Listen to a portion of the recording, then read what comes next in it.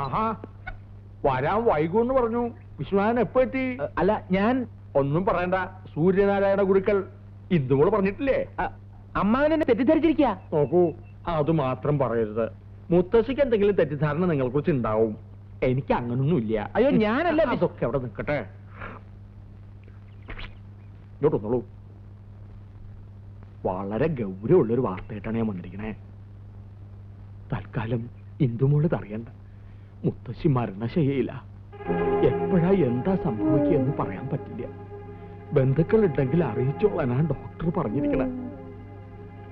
ഈ വാർത്ത ഇന്ദുമോൾ അറിഞ്ഞാൽ അത് താങ്ങാനുള്ള ശക്തി മോൾക്കുണ്ടാവില്ല. പേരക്കുട്ടിയും ഭർത്താവിനെ അവസാനായി ഒരു നോക്ക് കണ്ടിട്ട് സന്തോഷത്തോടെ കണ്ണടക്കണമെന്നാണ് മുത്തശ്ശിക്ക്.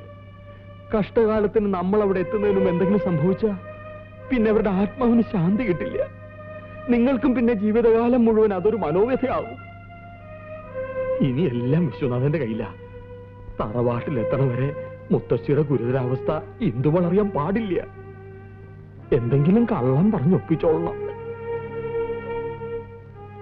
പേടിക്കണ്ട. ഇങ്ങനൊരു കാര്യത്തിന് കള്ളം പറയണത് തെറ്റല്ല. ഞാൻ പറഞ്ഞു നോക്കാം. എന്നാ ഞാൻ പോയി ഒരു കാറ് പിടിച്ചിട്ട് വരാം. വൈകിക്കണ്ട, പുറപ്പെടാൻ തയ്യാറായിക്കോളൂ.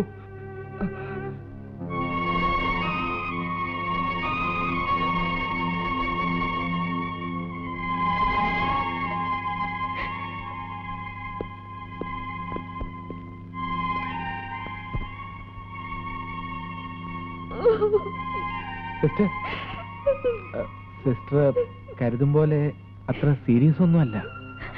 ഒന്നും എന്നോട് ഒളിച്ചു വെക്കാൻ നോക്കണ്ട. എല്ലാം ഞാൻ കേട്ടു. ഞാൻ വിശ്വനാഥനല്ലെന്ന് പല പ്രാവശ്യം പറയാൻ തുടങ്ങിയതാ. പക്ഷേ മുത്തശ്ശിയുടെ കാര്യം പറഞ്ഞപ്പോ പിന്നെ ഒന്നും അങ്ങോട്ട് പറയാൻ പറ്റിയില്ല. എന്തു പറ്റി പറയാം.